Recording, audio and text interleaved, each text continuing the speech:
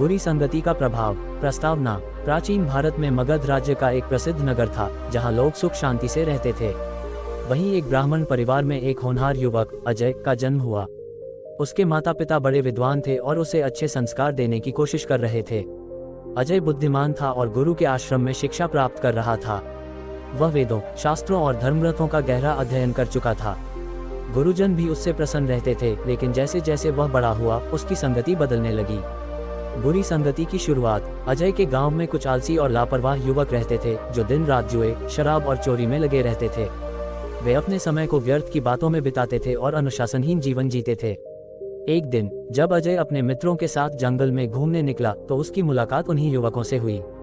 वे लोग बड़े आकर्षक ढंग से बातें कर रहे थे और अपनी स्वतंत्रता का बखान कर रहे थे।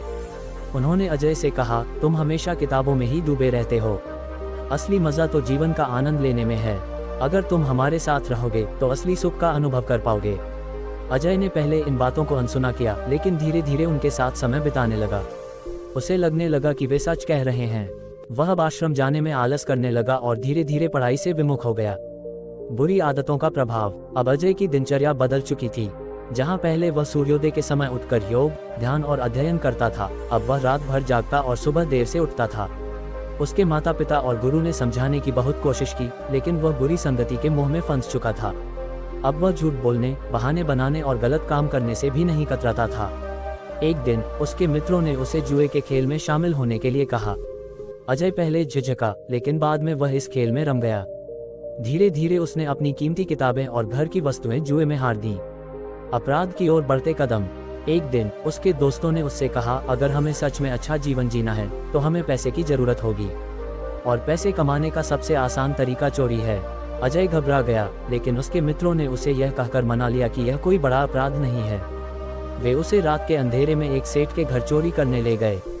अजय का मन बहुत विचलित था, लेकिन वह अपने मित्रों का विरोध नहीं कर पाया। जब वे चोरी कर रहे थे, तभी पहरेदारों ने उन्हें पकड़ लिया।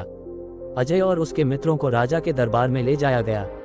राजा ने अजय को देखते ही पहचान लिया, क्योंकि वह पहले एक ज्ञानी ब्राह्मण पुत्र था। राजा ने दुखी होकर पूछा, अजय, तुम इस स्थिति में कैसे पहुंचे? अजय सिर झुकाकर खड़ा रहा। राजा ने उसे कठोर दंड देने का आदेश दिया, लेकिन तभी महात्मा बुद्ध वहां आए। महात्मा बुद्ध का उपदेश। महात्मा बुद्ध ने राजा से कहा, राजन, अजय एक बुरा व्यक्ति नहीं था, लेकिन उसकी संगति बुरी थी। हर व्यक्ति अपने संगति के अनुसार ढल जाता है। यदि उसे सही मार्गदर्शन मिले तो वह पुनः सही राह पर लौट सकता है। राजा ने बुद्ध की बात मान ली और अजय को बंधन से मुक्त कर दिया। महात्मा बुद्ध ने अजय को अपने साथ रखा और उसे जीवन का सच्चा अर्थ समझाया। कुछ वर्षों के बाद अजय फिर से विद्वान और ज्ञानी बन गया। शिक्षा। ये कहानी हमें सिखाती है कि हमारी संगति हमारे जीवन को बना भी सकती है और बिगाड़ भी सकती है। हमें सदैव अच्छे लोगों के साथ रहना चाहिए, ताकि हमारा भविष्य उज्जवल हो सके। आपको यह वीडियो पसंद आई हो तो आप इस चैनल को लाइक एंड सब्सक्राइब कर सकते हैं और कमेंट में बताएं वीडियो कैसा लगा। धन्यवाद। मोटिवेशनल वीडियो के लिए आप जुड़े रहे इस चैनल पर।